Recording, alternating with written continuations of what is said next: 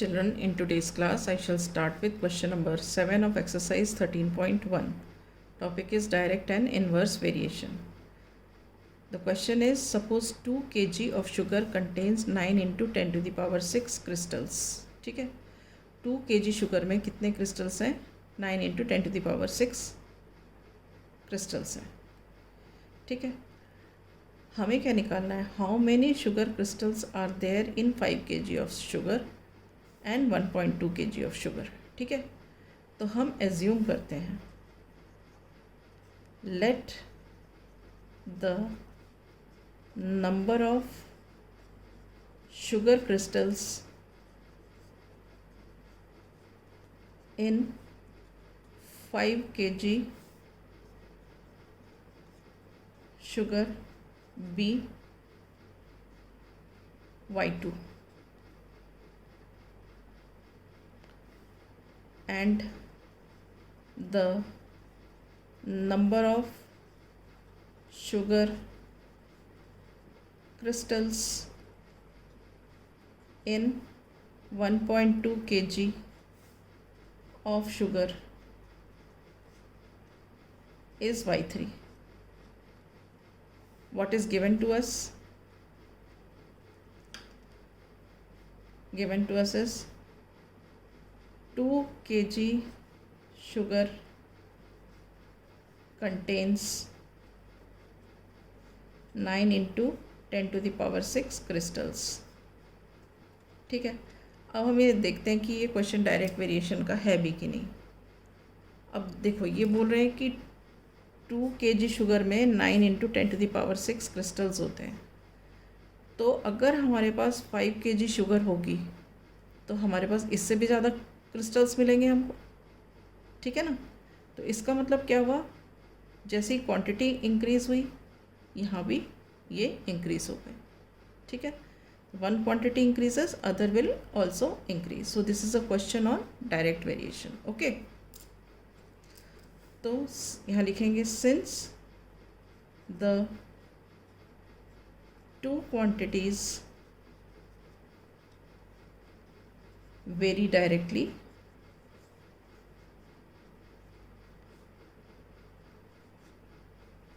so we have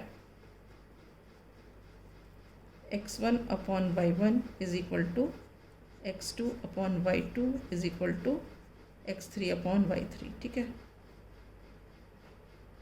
first part, x1 is 2 kg, y1 is 9 into 10 to the power 6, then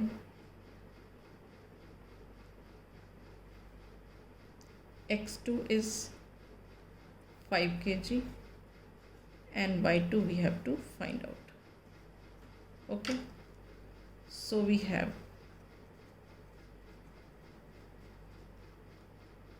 2 upon 9 into 10 to the power 6 is equal to 5 upon y2.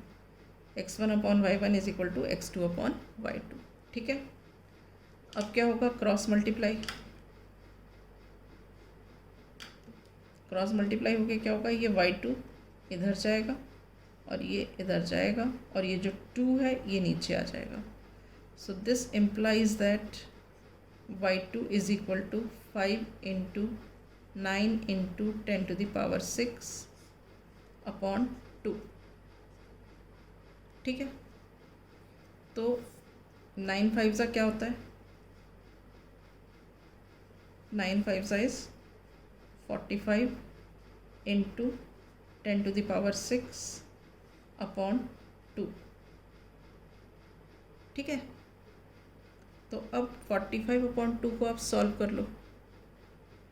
45 upon 2 को आप solve करते हो तो answer आता है, ये होगा 2 2 ज़ा 4, अगेन 2 2 ज़ा 4, फिर 1 रिमाइंडर, 2 5 ज़ा 10, 225 into 10 to the power 6. Okay, अब अगर मैं इसे स्टैंडर्ड फॉर्म में लिखना चाहूँ तो मेरा को एक डेसिमल इधर शिफ्ट करना पड़ेगा. अब अगर मैं एक डेसिमल इधर शिफ्ट करूँगी तो एक ज़ीरो यहाँ पे बढ़ जाएगा, तो this will become 2.25 into 10 to the power 7. Is this clear? So this is the first part of the question. Now in the second part of the question, x1 is how much? x1 is 2 kg, y1 is 9 into 10 to the power 6. ठीक है. Then this one is 1.2 kg. This is what? This is x1, y1. We have calculated x2 and y2. Now this is x3 and y3 we have to calculate. ठीक है.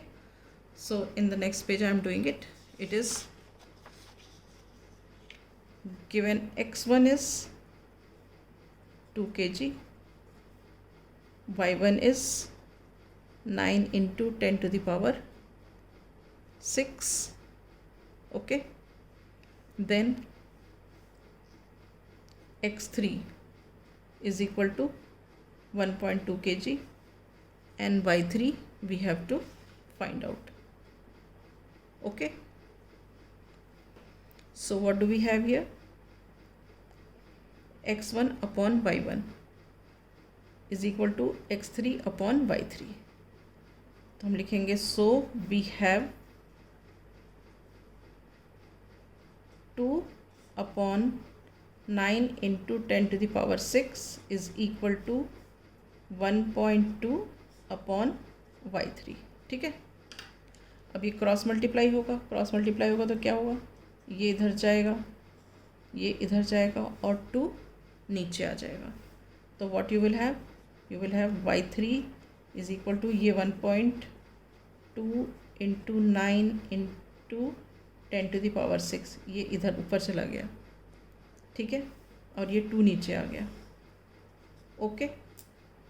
अब ये और ये cut सकते हैं. 2 1 ज़ा 2, 2 6 ज़ा 12. सो 0.6 हो गया ऊपर.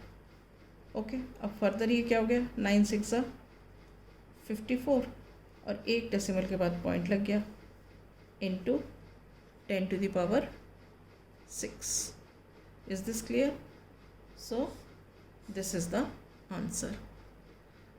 I wind up here. In the next class we shall start with the next question.